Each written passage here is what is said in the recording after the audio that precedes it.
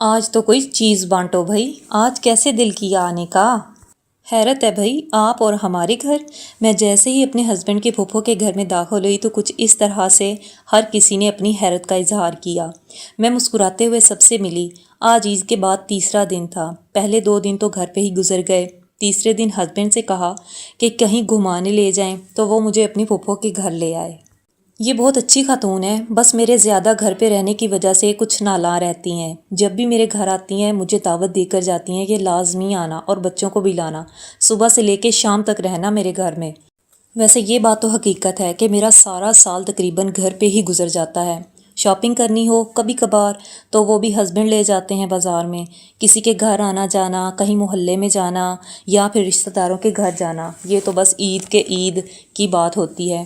زیادہ ہو گیا تو امی کے گھر چلی گئی اور بس باقی کا میرا سارا سال کمرے سے کچن سے برآمدے میں گزر جاتا ہے۔ اور سچی بات یہ ہے مجھے تو اتنا فیل بھی نہیں ہوتا۔ ہاں اگر دیکھنے والے کہتے ہیں کہ تم ذرا باہر آیا جایا کرو، تھوڑا گھر سے باہر بھی نکلا کرو، کیسے رہ لیتی ہو اتنا ٹائم گھر پہ، پھر تو مجھے بھی فکر ہونے لگتی ہے کہ کیا یہ نارمل ہے ہر وقت گھر پہ رہنا؟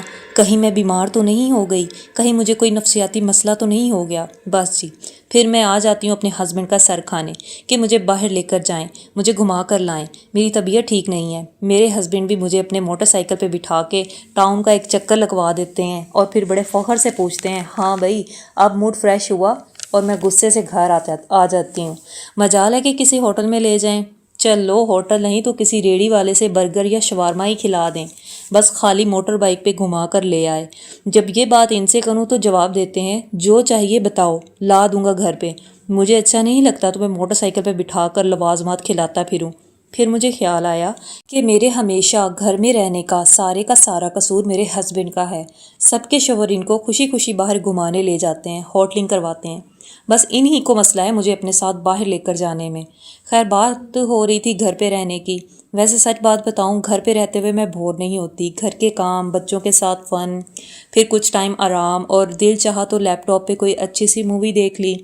جناب دن گزرنے کا تو پتہ ہی نہیں چلتا، اور سال کیسے گزر جاتا ہے یہ تو بالکل بھی اندازہ نہیں ہوتا۔ ویسے جب چھٹیوں میں امی کے گھر جاتی ہوں تو بچوں کو گھمانے کے لیے کافی جگہوں پہ لے جاتی ہوں، کبھی کسی ہوٹل پہ، کبھی کسی کیفے پہ، یا پھر ان کو پارک لے جاتی ہوں۔